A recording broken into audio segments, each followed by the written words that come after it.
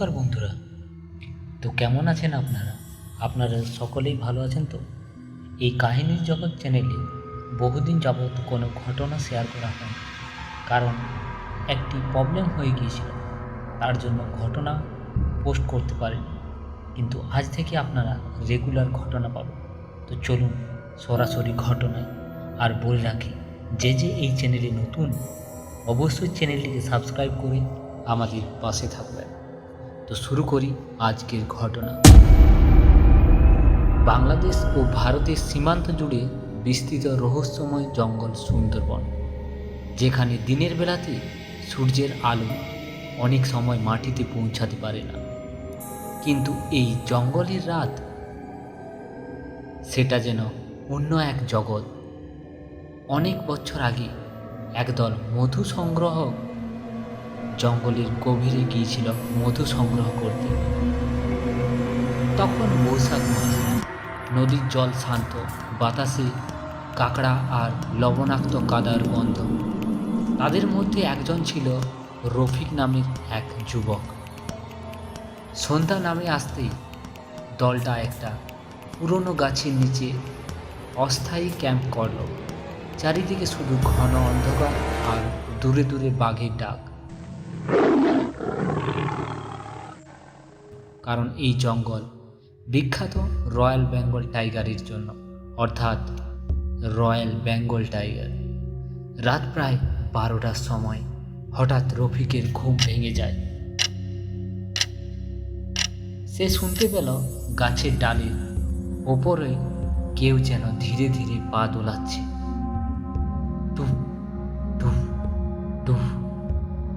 মনে হচ্ছিল কেউ গাছের উপর বসে আছে।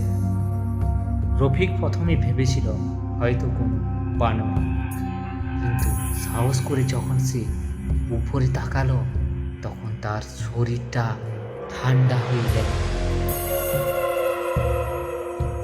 গাছের মোটা ডালের উপর বসে আছে এক অদ্ভুত ছায়া মূর্তি। লম্বা এলোমেলো চুল, মুখ ঢেকে রয়েছে, দুইটা পা নিচে ঝুলছে আর ধীরে ধীরে দুলছে। হঠাৎ সেই মূর্তিটা মাথা তুলল, চোখ দুটো অন্ধকারের মধ্যেও জ্বলজ্বল করছে।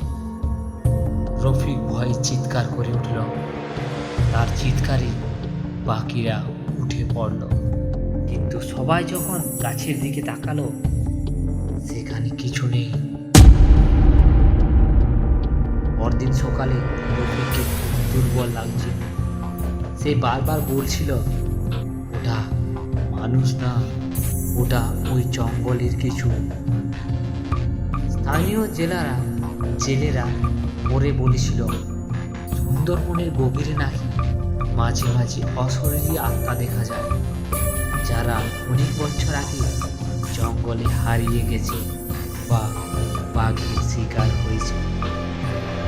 আর ভয়ানক ব্যাপার হলো, সেই ঘটনার কয়েক মাস পরে একই জায়গায় আবার এক মৌলা নিখোঁজ হয়ে যায়।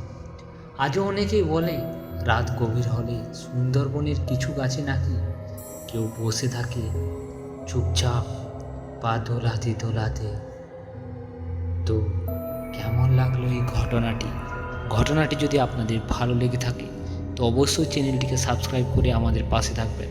সবাই সুস্থ থাকবেন, ভালো থাকবেন। দেখা হচ্ছে এইরকম আরও নিত্য নতুন ভৌতিক ঘটনা নিয়ে। আর বলে রাখি, আপনাদের কারো কাছে যদি কোনো ভৌতিক ঘটনা থেকে থাকে, তাহলে আমাদের সাথে শেয়ার করতে পারেন। এই চ্যানেলের ডিসক্রিপশানে ইমেল আইডি দেওয়া আছে, ওখানে